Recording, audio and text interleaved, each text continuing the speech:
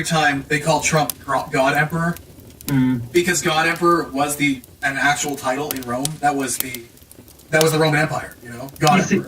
You see, like as a guy who's never played, mind you, don't have enough money for that. But as a guy who likes the lore of Warhammer 40k, Yep. somewhat sympathetic to that. I mean, like. Oh, I realize that's where they get it from, but like for instance, the meme Keck, right? You're right. Do you know Davis Arini? No, I don't. Oh, you don't? Okay. He did a wonderful video about like how Keck was basically an occultic, abominable thing, because it's like, I don't know, it's a really good video. Now, his entire YouTube channel got like taken off because he was too intense, but he basically showed why like Keck and Pepe were satanic. Keck is a god of Egypt. He was one of the gods of Egypt that was judged by God during the plagues, Exodus. Right. So you have a direct thing that you can point to where Keck is actually an entity. And all these people playing around praying to this entity. Because right here, actually, this is a really good point, because this ties into Genesis 6. So, a lot of people skip over the very first part of Genesis 6. The sons of God saw the daughters of men, that they were fair. And they took the wives of all their chose. It's a bit uncomfortable for the more Puritan denominations. Well, it is, but at the same time, you cannot deny that the word B'nai Ha Elohim is in reference to angels. Sons of God, yeah. They're the sons of God. They are direct. B'nai Elohim literally means they are direct creations of God. Adam is referred to as the same thing because he's a direct creation from God.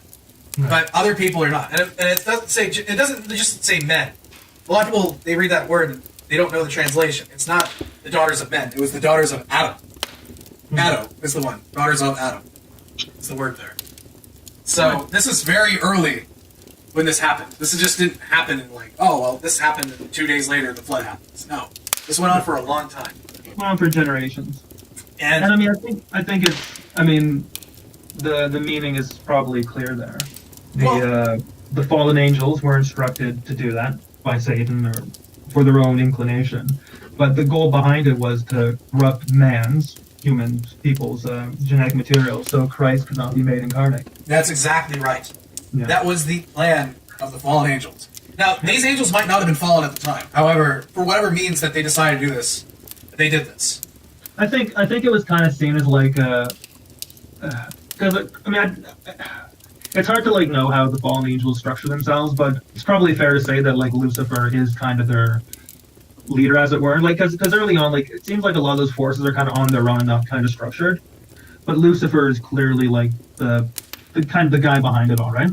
Right. So I'd imagine that like he would be aware of the punishment for these kinds of actions. Mm-hmm. So he just selected amongst his men those that he could do without. Because again, like after, it doesn't say here, but after those fallen angels did that, they were locked up for thousands of years. You know? Well, it is the ones that directly fell in that case that did this act. It doesn't say all the fallen angels did this. This is just a certain number of them. Oh yeah. So like I imagine like maybe only like I don't know what his numbers are, but like a very small minority, a small percentage like engaged in that act and were punished as such. But like for whatever reason, this is seen as such an abomination that if an angel does this, if a fallen angel does this, it sort of separates them completely from, like it almost corrupts them as well more than it corrupts humans. So they're locked up and kept in chains. Well, yeah, that could be. But more so to the point, when these angels clearly came down to Earth, right? So if you're a person, and you might not be the most good person, but you witness this thing that comes down and clearly has a lot of powers that you don't have, you're going to look at them as a god. And you're going to start worshiping them as gods. Now, the thing about chapter 5, when we looked at that, and it said that the people started to call on the name of the Lord. Well, there's a reason why they called on the name of the Lord. And it wasn't... There are other lords. There are other lords that you were calling upon. Right, and that call on the name of the Lord is profane the name of the Lord. I see. In the translation. So that means that they had to have picked up other gods during this time. And so if they picked up other gods, it would naturally stand that they have these things. Now, you could look at Greek mythology, right? The gods lived on Olympus and yada, yada, yada. And they were... But one of the things that the gods' children were, they were titans, right? And it specifically says in here something very interesting. It says that they were called the mighty men, right? Well, who is a titan, or who's half god, half human, right? Right, yeah. Well, Hercules is. Yeah. Well, a man of renown. Hercules was definitely a man of renown. He has legends about him. And they are also known for being, a lot of people, they think that the word, because in the Septuagint it says gigantus, which people think it means giant, but it's actually, if you break it down, it's gigas. That's the root word, which means earthborn, or earthbound. Oh, that's interesting. They were bound to the earth, right? Yeah. Now, in the Hebrew, they're called Nephilim, right? Which means the fallen ones. They're fallen. They're born fallen.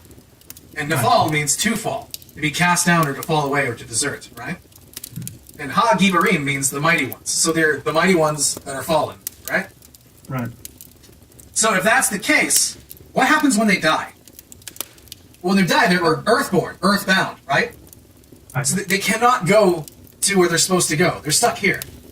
So you would have an entity that has a spiritual form that is stuck here. Now, there's a really interesting thing. Clearly, the angels had bodies because they could go after women. However, we have another creature that shows up later on in the Bible that doesn't have a body and always seeks embodiment. And that's a demon. Yeah. Yeah. So it's very clear that we have the origin of demons right here. Now, and there are very few references to demons in the Old Testament. That's right. Now, if they were worshipped as gods, right, and these stories existed, and one of these things dies, well, when people are making fun of these ancient gods that don't exist anymore, they could have actually been these fallen creatures. It could have been either the fallen angels or the Nephilim embodied. Right. And so now when they make fun of this, there's actually an entity behind that spirit.